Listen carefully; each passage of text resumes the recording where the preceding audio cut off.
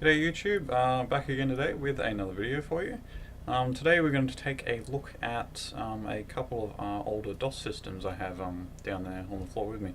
I got them a little while back and I meant to do a video on them, but I never got around to it, so yeah, I think we'll take a look at those.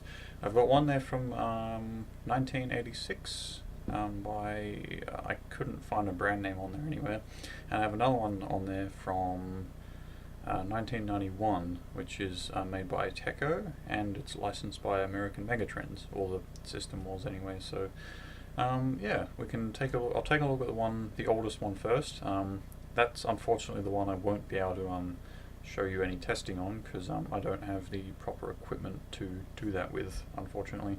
But yeah, I'll just cut away now, and I will see you guys in a second. Alright, and we're back again. This is the first DOS system I was talking about. This is from 1986, and I figured that from looking at some parts on the inside and stuff, which I'll get to in a second. Yes, but yeah, pretty old system. As far as I know, it all works. I mean, I got it to power on, and nothing exploded, nothing sounded funny. It's just that I don't have, it uses a video connection type called CGA, which I'll show you on the back in a second. So it's like before VGA, so I'm not able to connect this to any monitor and show you what it does. But we'll go around the front of the system first, work our way around, and then I can show you the insides and stuff, and then we can move on. So on the front here, to begin with, we've got, on the front is a 5 1/4 inch floppy drive, which had a floppy disk in it. Now to begin, type TriWare and then enter. So yeah, this is the boot diskette, I think, that was needed, or is still needed, to boot up the system. So you can then type your commands and stuff. So yeah, then you just lock that in and away you go. Down here is a read and write light for and a power light, I think, for a 5 1/4 inch 82 meg hard drive. I actually took the whole system apart just to see what was inside and see what was actually underneath, and I'd never seen one before. It was a really big hard drive, actually. I might have some pictures still somewhere which I might upload later. Moving along the front, we have a turbo button, so that essentially it's I don't know, it's really I use the term lightly, overclocking the power board on the inside. So taking it from like 5 megahertz up to like 10 megahertz or something is what it does. So yeah, pushing that turbo button. Got a reset button on the front there. Got to reset the system. Hard drive activity light there. I don't know why there's one there and then one on the hard drive as well, but that's there. Power light, and then a key lock, which is locks the hard drive, so you can't use it at all unless you unlock it. So that's a feature that a lot of older computers had, and you can still get them, I'm pretty sure, on modern systems if you install it yourself, I mean. So I'm just gonna try and do this one-handed. Spin the system around. Damn it, I had that open, because it's pretty tricky to open with one hand, but anyway, I'm just gonna, sorry about that, spin this around for you. We can look on the back. So we've got some information up here about, well, the serial number's covered. It says warranty void if labeled damaged or removed. Well, corner's being torn. Wonder if they'd still do warranty from 1986. Wonder if you kept renewing it like every year, and then, you know, got to 2015 and it's like, oh, want this replaced? Yeah, I don't think they would do that. So on this power supply is 135 watts, if I'm correct. If we look on the inside, I'll be able to show you if it's up, the power supply is up the right way. But yeah, 220 VAC, 50-60 Hertz, so you can plug in power to the system here, and then this you can run another different sort of kettle cord from the power supply, and then you can run it to the monitor. A lot of older power supplies did this. Pretty cool feature, I suppose. Saves, well, I don't know, it's still the same amount of cables, but you don't have to have an extra one plugged into the wall. You can just power the monitor from here, which is pretty cool. On the back here, we've got, this is the vent for the power supply. So these screws here is where it ends, and it starts over here. So it's pretty big. Yeah, like bigger than a lot of modern power supplies. But yeah, there's the vent to cool it. It's pretty rusty. but still works surprisingly. Here we got some dust covers. Well, there's one dust cover, and then I imagine there was dust covers there for something. It's not there anymore. Down here we have a slot for an AT keyboard. Also, we have a port for an AT keyboard, which I do have an AT keyboard, which I will show you later with the other DOS system. Yeah, but there's that there. We've got some I/O covers, I/O shields, covering some slots here. No, well, that one's not the same. Well, actually, I think that one's actually a card in there. I can't remember. I have to open it up and check. That one's not anything. That because I'm not too familiar with a lot of this stuff. I know that this one is actually a card for a mouse, like a really old mouse. I don't know what that would have been used for, but yeah, that's there, and you can use that. These I imagine are for like printers maybe, or yeah, they're like parallel ports of some description. It's a different serial port maybe. Maybe that one's for the printer, and some other, I'm not too sure. But this is what you would call the graphics card from those days. So this is a CGA connection. So it's got less pins and it's a little bit smaller than VGA.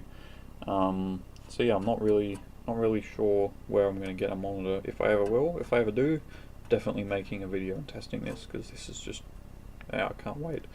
It's got a couple other video ports there. I'm not too sure why they're there either, but yeah, I imagine they had some use. So I'm just going to see if I can. Oh, actually, I'll just do it this way for you. While we're spinning it around again.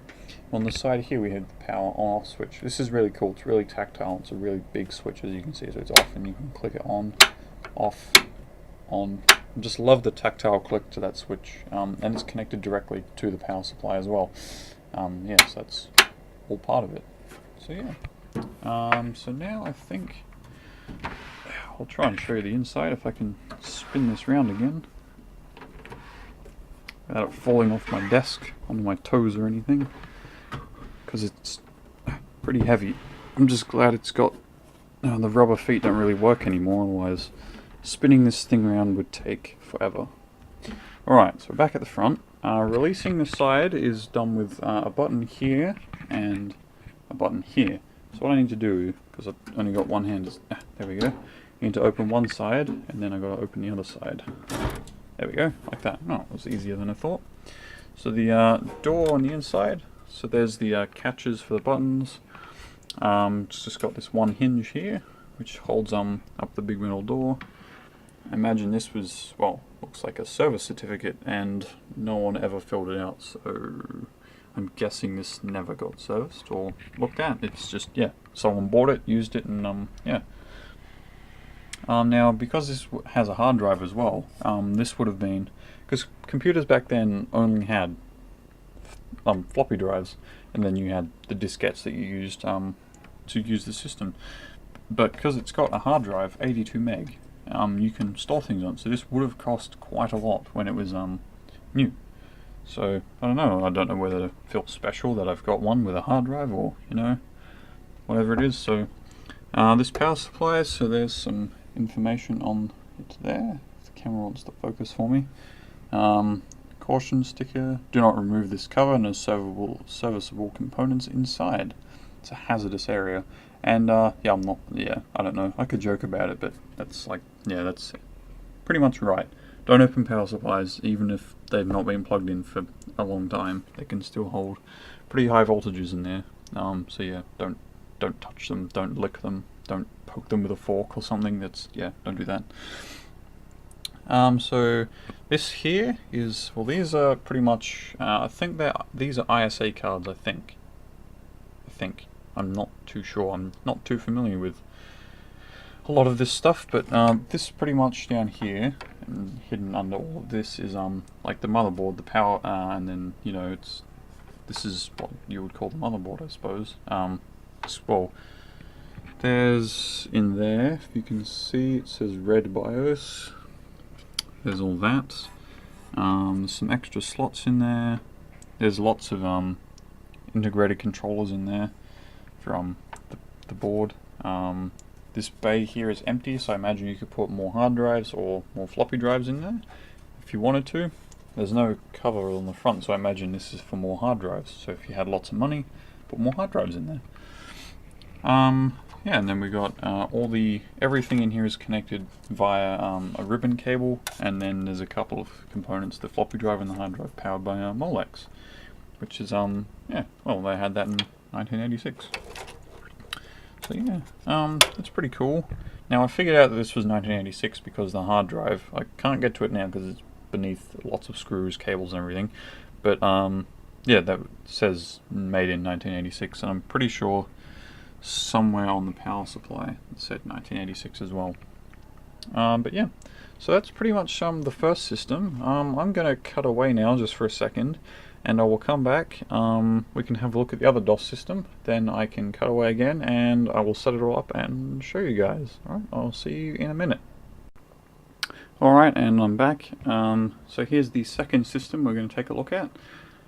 So it's a Teco system here, stated by the badge, and we'll just go around the case, I think. So going down the front, just this grille design here doesn't actually have holes for air, but we got power, turbo, hard drive, lights, activity lights, a lock for the hard drive, which is unlocked luckily because I don't have one of those keys, a reset switch, a turbo switch, and then the power button here, which you push in, and then you can to like fill with it, and then it will go back out. We have a 3¼ inch floppy drive, which I think works. I actually cleaned this up a lot. It was a lot dirtier when I got this thing, because it was, yeah, well, someone was going to throw it away, and I'm like, no, don't do that. So I took it home, cleaned it up, and it works. So yeah, it's pretty cool. This drive here, that works too. I tried that other floppy diskette I've got in the other DOS system, but I don't actually have the boot diskette I need for this. There's a hard drive in here, Quantum 1 gig hard drive, right? And there's no cover on the front because it was missing when I got it. So yeah, there's a Quantum 1 gig, 3¼ inch hard drive, 3½ inch, or 3¼ inch, 3½ inch hard drive in there. Yeah, but apparently you need a boot diskette for this DOS system. It can't run off the hard drive. I don't really know too much about it. I'm not really into it all that much. Well, yeah, so yeah, so we got that there and it works. It's pretty cool. And then moving down, I showed you the hard drive and just more of that grille design at the bottom. Moving around, we just have plain beige case. It's the same on the other side until we get around the back. And then on the back we have a VGA slot there, so I'll be able to hook this up and show you. Some more parallel ports, serial ports, and that's about it really. This hole here, if I can align it right for you, is a port for an AT keyboard, which I'll pull out in a second. Some more dust covers, these are. And then on this side we have I think it's a 240 watt power supply. Same thing, so power here, and then you can power the monitor via that too, and we got cooling for it as well. And this power supply is quite a lot smaller, as you can see. Just trying to align this for you so you can see. Yeah, it's quite a lot smaller. Yeah, this time around, so it's good. So to get the case off, well, you have to undo one screw here, one screw there, and one screw there, which I've already done just because I didn't feel like doing that. But I'm just going to put the camera up here for a second.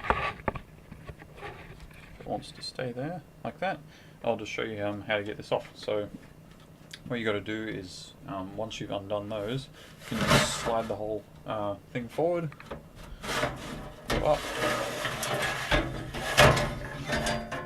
it will slide off. It's a bit dusty on the inside.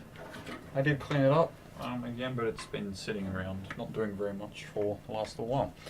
So I've just got this, well actually what I've got facing this way, I'll just show you. So we've got a speaker on top here, and then yeah, you can see all the front there. You can see that this drive is really rusty on top, but still works. Yeah, so there we go. So yeah, I'll just come in here now so you can get a better look. Spin this round for you. Alright, let's take a look on the inside. So we got the VGA card on top, all these other cards as well, ISA cards connected to the power board in there, all connected with ribbon cables again, everything is.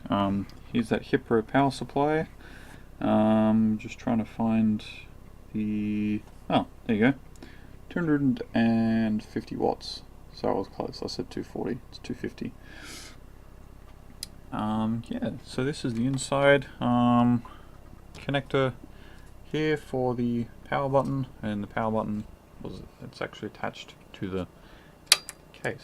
But yeah, just clicks in and out to power on. Lots of rust in here. I did clean a lot of this up, but yeah, that's a bit rusty, but that's okay. I don't know. Don't pour any water on it, or I don't know. Just keep it from outside. Yeah, this was sitting outside for a little while, so that's probably why it's rusty, but I mean, I took it home and it works fine. So see the hard drive down there, it's connected with IDE, sorry, not IDE, it's connected with one of these ISA card ports. Yeah, and then the connector is, I'm just trying to find the end of one. Just pull it out of this floppy drive, don't need it right now. Oh, this one is actually IDE. This one is IDE. Oh. Didn't think these ones were. Are they all IDE, I wonder? Maybe is it just the drives? I don't want to pull one off because it will take forever to put back on. Oh,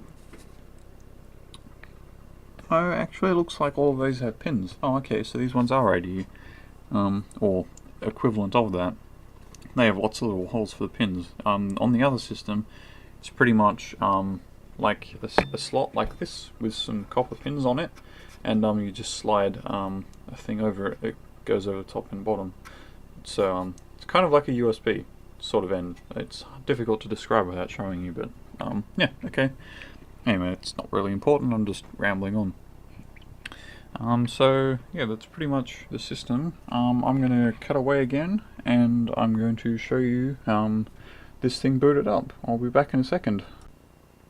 Alright, and back again. So I've got everything all set up now. So I've got my Dell monitor up here, that 19-inch LCD. You probably saw my room tour video. I just used for testing with everything. Got the system there, and we've got my AT keyboard here. I'll just move that cable out of the way for you. So yeah, rubber dome, unfortunately, has that nice, just has that nice sound to it. Sounds like it almost could be mechanical, but rubber domes, unfortunately. See if I can pull a keycap off and show you. Yeah, so there's the keycap, and then you can see a rubber dome on the inside there. So I'll just pop that back now. There we go. So this is all connected up now. So here's the keyboard. Power is in there. Power supply you don't have to turn on. You just select what voltage I think you want, or how much power you want to come out of it. So I just went for all of it. VGA is connected in there, and then VGA to the monitor and power to the monitor. Monitor is turned on, and then to turn the system on, just push this button here. So you can hear it powering on. We get a tests the RAM, so there's 4 gig, not 4 gig, 4 meg in there, or 3.9k kilobytes. There's some system specs up here. So main processor, that's what it is. Some other things. Base memory size, hard disk type, serial ports, parallel ports. Then it's the AMBI BIOS system configuration, 1985 to 1991, American Megatrends Incorporated. So this is pretty much as far as I can get with this. You can play around with the BIOS a little bit, which I'll reset in a second and show you. But other than that, it's pretty much as far as I can get until I find a boot diskette. If I am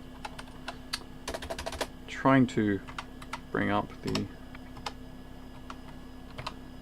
thing here, but if you push the right key, it will just say there's not enough, the in read error or something, select the correct boot diskette or something.